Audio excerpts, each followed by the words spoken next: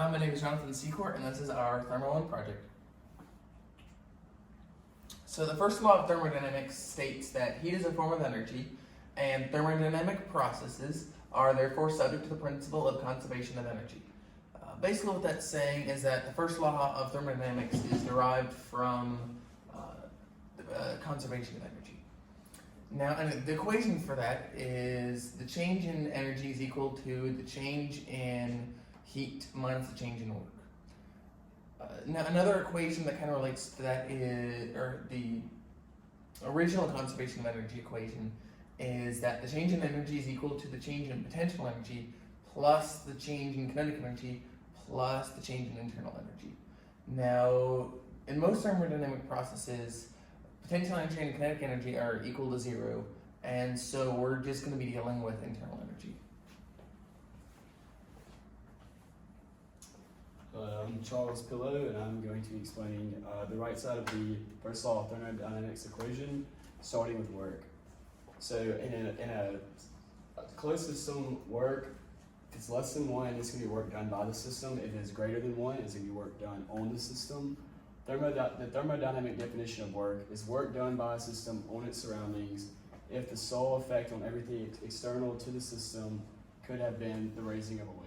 The formula is work equals force times distance, and we can get the rate by deriving work, and that is going to be power. Power is the rate of energy transfer by work.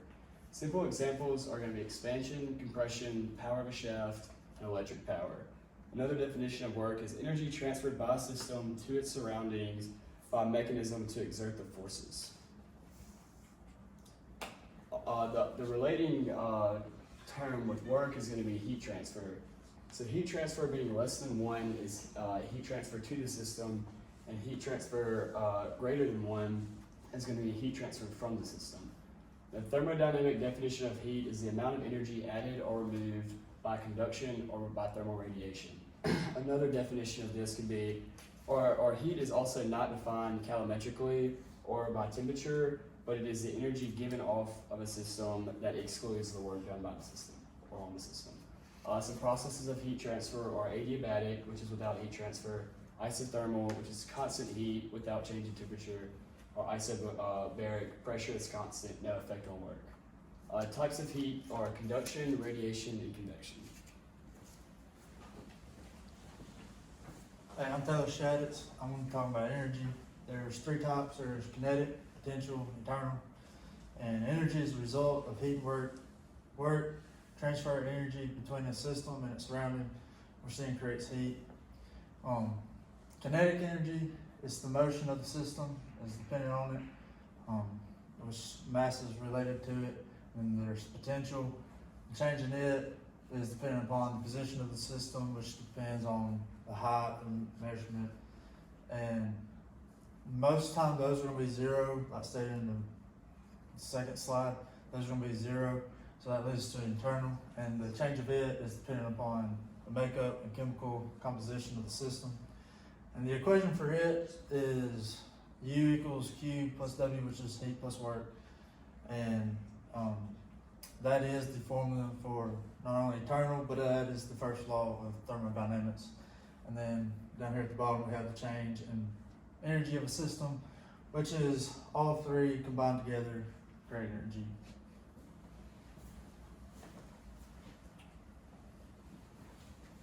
Hello, my name is Moses Fagan. I'm going to be talking about the Carnot cycle.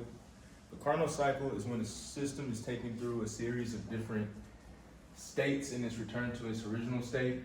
We can see this process in systems such as steam turbines. If we start at process 2 to 3, we can see a constant pressure heat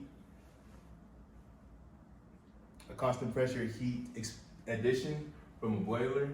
And then if we go to process 3 to 4, we can see an isentropic expansion. And then from process 4 to 1, we can see a constant pressure heat rejection. And then 1 to 2, there's an isentropic compression. This can also be shown in this graph from process 2 to 3, 3 to 4, 4 to 1, and 1 to 2. Here is the equation for Carnot efficiency. And here we have A to Carnot equals 1 minus temperature hot over temperature cold. With that being said, this process cannot be 100% efficient. At every single process, there is energy lost. So we'll never have a 100% efficiency in the system.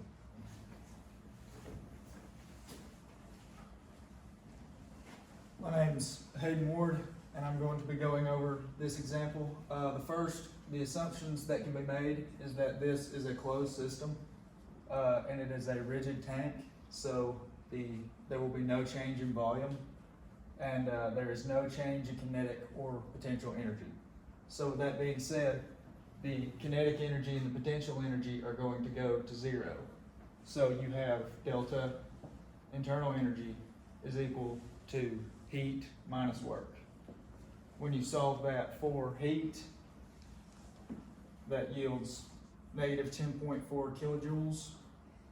And because it is negative, that implies that heat is exiting the system. And this shows how we can use the first law of thermodynamics to solve almost any thermodynamic equation. Thank you.